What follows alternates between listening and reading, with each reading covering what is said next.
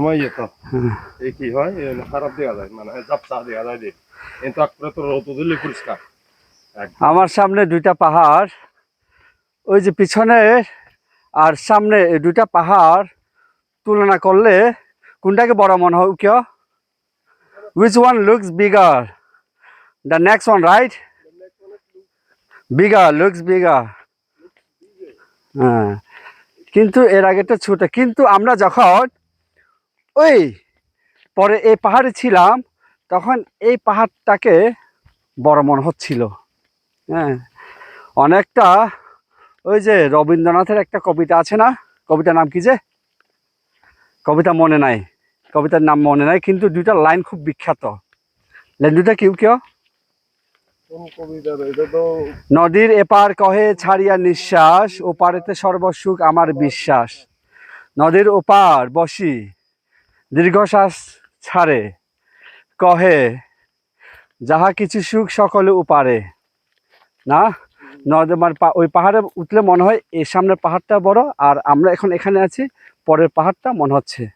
আমাদের মানসিক বিশ্বাস এরকম না, একজন ভাবে হচ্ছে এটি সুখ, হ্যাঁ ওই পরিবারটা সুখ, ওই লোকটা সুখী আছে, ওই লোকটা আবার বিশ্বাস করে ওই লোকটা সুখী আছে, এ ভেবে আছে। হ্যাঁ, মানুষের চাওয়ার কোনো শেষ নাই। আমরা নিজের সুখের প্রতি আমরা একটু যত্ন নিই না। আমরা আমার যে জীবন আছে, সুস্থ আছি, আমি যে সুখী আছি, এটার প্রতি আমাদের কোনো খেয়ালই নাই। এর জন্য আমরা মানুষ সুখে থাকতে পারি না।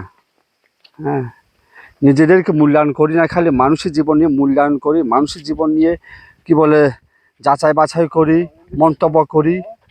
হ্যাঁ, এজন্য আমরা মানুষ জীবন আর সুখী হতে পারবো না। হ্যাঁ, সবসময় আমার যেটা নাই সেটাকে আমরা আয়ত্তে নিয়ে আসতে চাই।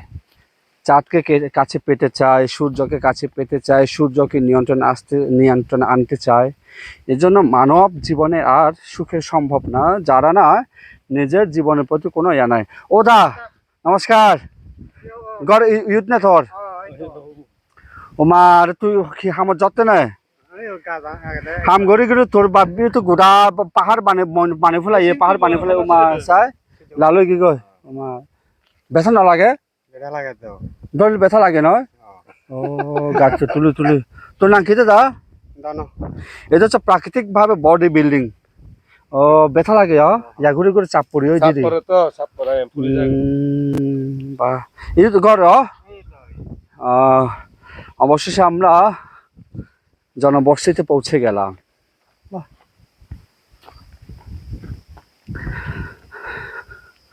কিন্তু আমি বলবো আমার সুখ সবসময় আমি যেখানে আছি সেখানে আমার সুখ, পরের জীবনে কোনো সুখ নাই।